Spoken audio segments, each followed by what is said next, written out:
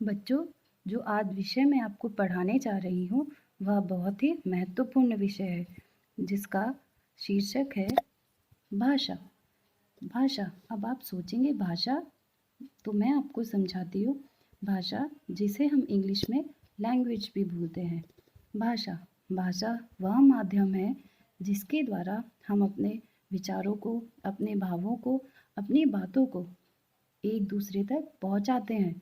अगर हमारे पास भाषा नहीं होगी तो हम अपनी बात को कभी किसी दूसरे को समझा नहीं सकते, बता नहीं सकते। और सबसे महत्वपूर्ण बात, भाषा के दो रूप हैं। पहला रूप है मौखिक भाषा, मीन्स ओरल लैंग्वेज, जो हम सिर्फ बोलकर बोलते हैं। और दूसरा रूप है लिखित भाषा, मतलब रिटन लैंग्वेज, जो हम लिख कर बोलते हैं।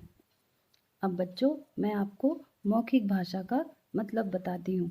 मौखिक भाषा अर्थात जो हम मुंह से बोलते हैं, जो मुंह से हमारी ध्वनि निकलती है, जो लैंग्वेज बोलते हैं, वह हमारी मौखिक भाषा होती है।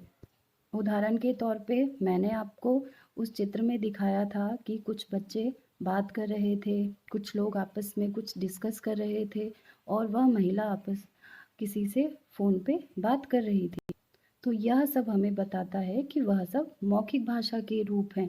मौखिक भाषा अर्थात जो हम बोलते हैं। अब बच्चों, मैं आपको लिखित भाषा बताती हूँ। लिखित भाषा का अर्थात जो हम लिख कर बताते हैं। जैसा कि उन चित्रों में हमने देखा था, एक बच्चा कुछ लिख रहा था, एक बच्चा कुछ पढ़ रहा था, दादाजी भी अखबार पढ़ रहे थे, तो वह सब लिखित भाषा का रूप है।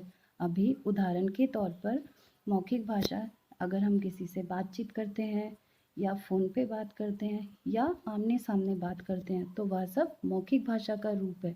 और वहीं लिखित भाषा में अगर हम पत्र पढ़ते हैं, अखबार पढ़ते हैं या समाचार पढ़ते हैं, अखबार, पत्र, समाचार, ये सब भी हमें कुछ खबर या कुछ बातें ही बताते हैं। तो यह सब लिखित भाषा के रूप हैं। बच्चों, तो अब हम भाषा के तीसरे रूप के बारे में जानते हैं। तीसरा रूप है सांकेतिक भाषा, means symbolic language. Symbol means चिन्ह। चिन्ह अर्थात मैंने आपको जो चित्र दिखाए थे उसमें आपने देखा था, नो पार्किंग का चित्र था, हॉर्न का चित्र था, ट्रैफिक लाइट सिग्नल का चित्र था। तो वह सब चित्र हमें कुछ संकेत कर रहे थे, क्योंकि वह चित्र बोल नहीं सकते या कुछ लिख नहीं सकते, वह हमें संकेत करते हैं। तो वह हमारे सांकेतिक भाषा के रूप हैं। और बच्चों, क्या आपको पता है, भाषा ही एक ऐसा माध्यम है जिसके द्वारा हम अपने बातों को एक दूसरे तक पहुंचा सकते हैं।